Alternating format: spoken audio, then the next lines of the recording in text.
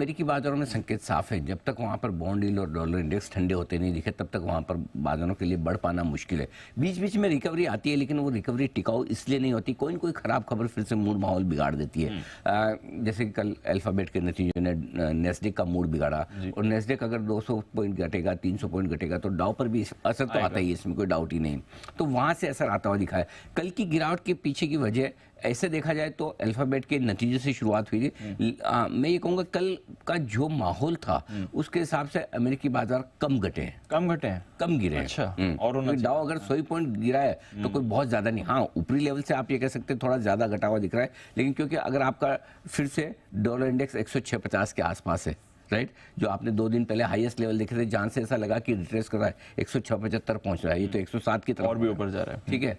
Bond yields 6%, माफ कीजिएगा, 5% को पहुंची थी, वहां से हल्की से 4-5 बेसिस पर नीचे आई, तो वो 5% के आसपास है। ये कई सालों की ऊंचाइयों पर आपके डॉलर इंडेक्स और बॉन्ड यील्ड कई सालों की, 2007 के बाद ये लेवल दिख रहे हैं। डॉलर इंडेक्स कई महीनों की ऊंचाइयों पर है।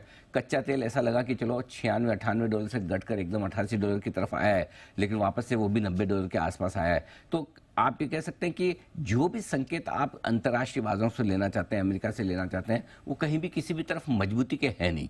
सो प्रेशर साफ है। कई महीनों की निचले स्तरों पर, आप 4 से 5 महीनों के निचले स्तरों पर अमेरिकी बाजारों को देख रहे हैं। तो मेरे ख्याल से मुश्किल वाला मामला है ग्लोबल मार्केट से, और ये सब कुछ उस समय हो रहा है जब भारतीय बाजारों में भी हल्के फुल्के करेक्शन, तो काफ़ी हद तक आप ये कह सकते हैं कि हम ग्लोबल मार्केट के साथ घट रहे हैं। ग्लोबल मार्केट्स में भी कमजोरी है, हमारे यहाँ भी कमजोरी है।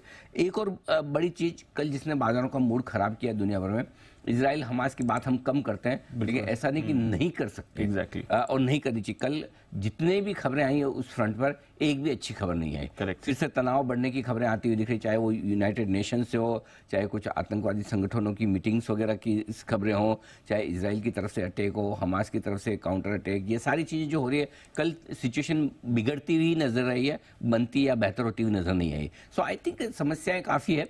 ग्लोबल मार्केट का मूड माहौल खराब है, और उसका असर हमारे ऊपर भी पड़ना लाजमी है, पड़ भी रहा है। पड़ रहा है ना, तो कुछ भी अच्छा नहीं आ रहा है ग्लोबल। आज तो कुछ भी अच्छा नहीं है अनफॉर्चुनेटली। आज शुरुआत करने के लिए एक भी चीज़ अंतर्राष्ट्रीय बाजारों से बढ़िया हो, वो है नहीं।